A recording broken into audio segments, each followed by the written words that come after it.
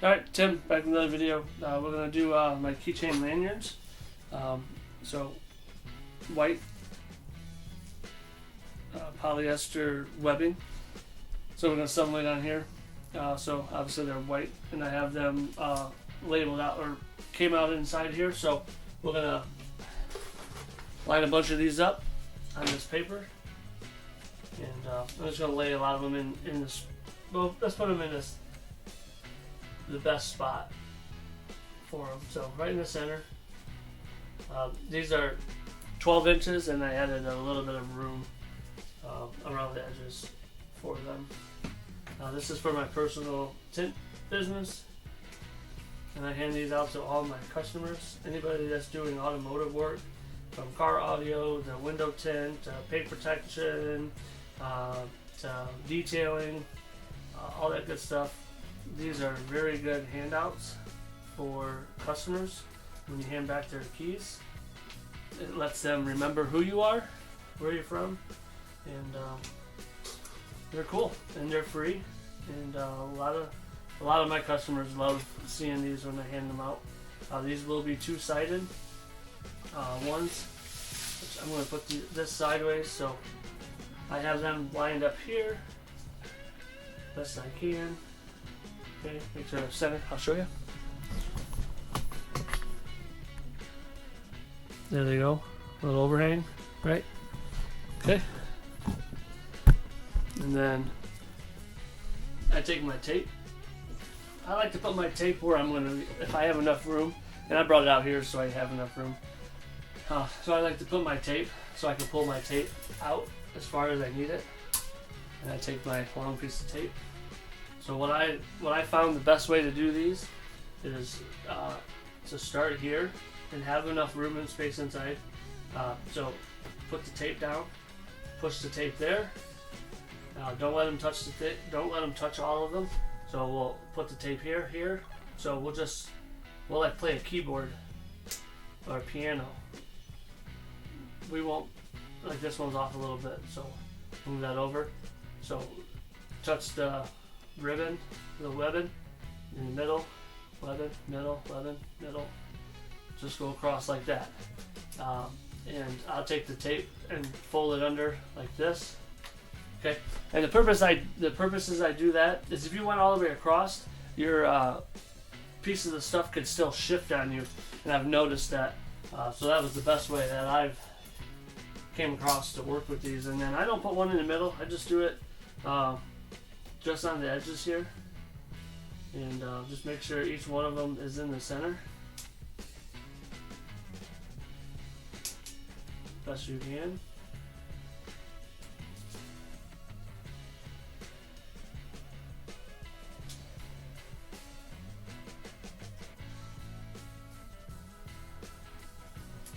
Like that. Okay. You can fold it underneath there, but I like to try to put a little tab. I try to put a little tab down there so I can peel one side or the other. So this paper here is my Honestly Speaking 365 paper printed off my 7720. We'll push this out here. I didn't set the pressure. Let's see what kind of pressure I have pressure in there. These I like to have like a little less than medium pressure. Yeah, a little less than medium pressure on that. And you can test the pressure on your press, like I did there without the paper. Obviously, the thicker the stuff, the more pressure you're going to have. So let's put a piece of paper, and like I said, this is my paper. You don't have to put paper on top of it to protect the platen, because this paper typically don't bleed through. It's a thick enough paper. So I take my print there and try to be fast about it. Then I try to lay it back down. Make sure there ain't nothing else in the way, and I want to make sure that there's no tape. I have to focus underneath here a little bit. The tape will show a little bit. So just make sure everything feels good. So just make sure everything feels good. Laying down, ready to go, and This is going to press for at 365 for 35 seconds. There we go. Now let's let it sublimate. We'll be back. Alright, 4 seconds. 3, 2, 1. Okay, flip it up, go over. One thing that I was able to do before is I would hold the paper here and grab the tape and hold the paper down and pull the tape. Okay. Same with this side, because these will be hot. Okay.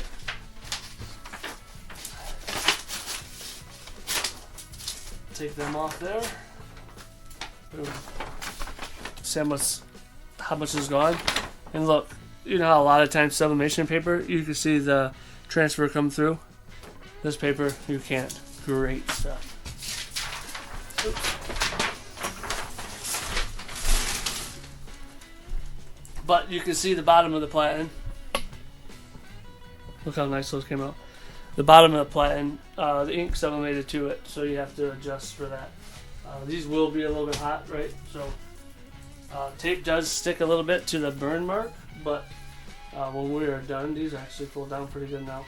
When we're done, I'm going to this round. I'm gonna put them together and I'm gonna sew them together.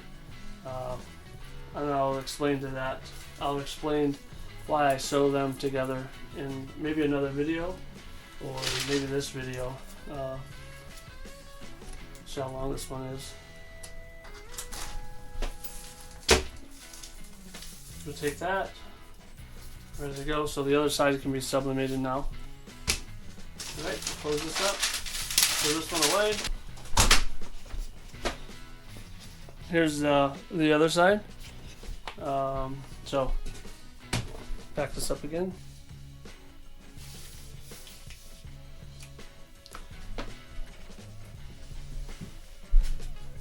Alright, I'll squat down here for this part of the video. I'll bring you a little closer, and this is the back side of them. So you got this sublimated too. Now we're going to go to the back side, and we're going to lay each one of those down. Make sure that your logos, if you want them the same way, the logos are up. So the logo's up, my tint logo's up there, my tint logo's up there, and we're going to line them up, and I'll show you the rest of it.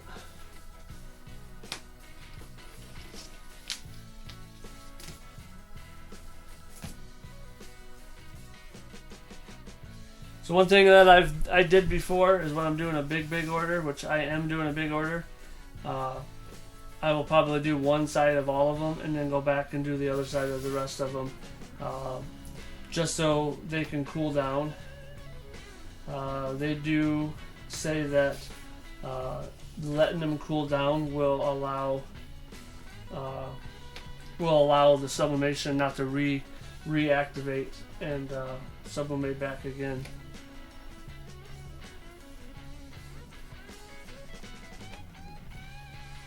So my copies, I have too many. You should see, I got too many on this one and not on the other one. Okay. So what we'll do here, we'll stay ahead of the game here. We'll take another one and just put it in there. And then we'll sublimate it on the other side. We'll make another print. So let me stand up and tape it.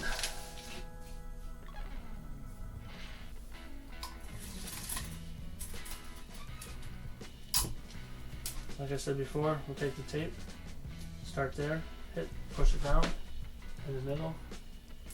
Bam. You can get real fast at this too. Oop, this one's a little bit not in the center. Well, some of them are not perfect either, but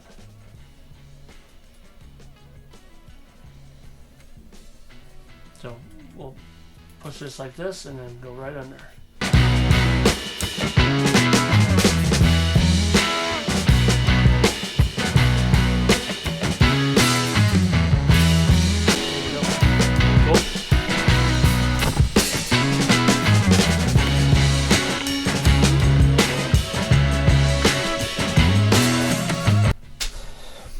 ready to go, and we'll put it on.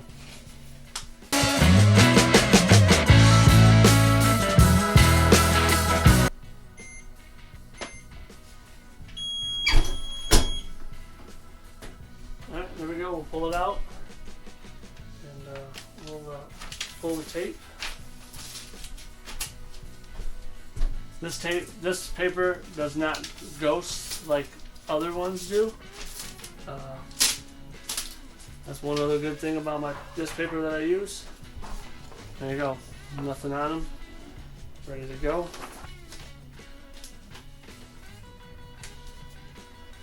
This is the one that I need to save off to the side.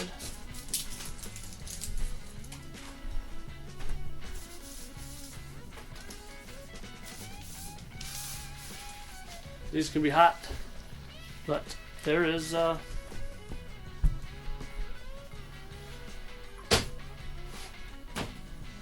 they go.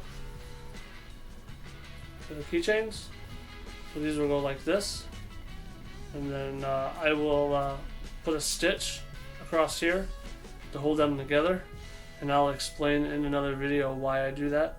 And in the tint business, I'll put them this way, and some of them I'll put this way, so they'll see the website and still see the logo on the inside. So I mix match mine, and I have my little guy on them. My little guy, website ttowntints.com, and then my logo. Still a little bit warm, but yeah, there's that video here.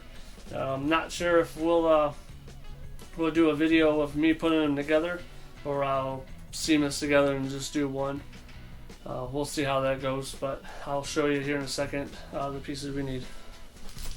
So here they go. Here's a bag full of, you need this tool here, and then you need one of these. These have clips on the inside, as you can see, prongs there. So what I've noticed personally with the ones I've had is, so these are going to go like this, and they're going to clip like, they're going to go inside here like that, and then you're going to take the tool and you're going to pinch them together. That's going to be your keychain lanyard, right? What I've noticed though is these does not go all the way through to the other side, so one side pulls out. So to be at the top of the game,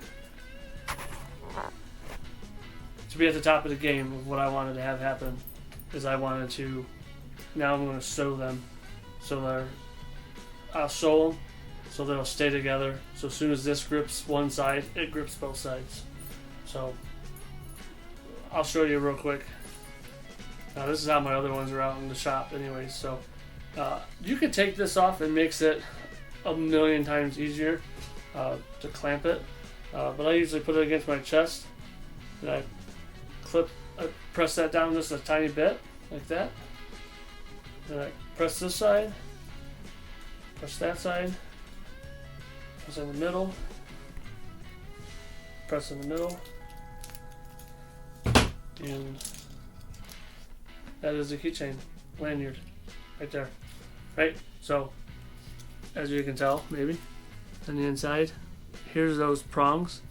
They stick inside of the webbing, but this side doesn't have anything, so it really is just by pinch. But we'll take care of it, no big deal, right? So we'll pull it and be ready to go, and this is what I hand out to my customers when I'm ready for the keys. I give them the keys. So we will, maybe I'll make another video here later showing you how I sew them. I'm not a sewer, but I have a sewing machine. That's what I started with, my embroidery machine, SE600. So if you want to see that video, stick around. It'll be on here in the next day or so. Tim, T-Town T-shirts, T-Town Tints, and I'll see you in the next one. Peace.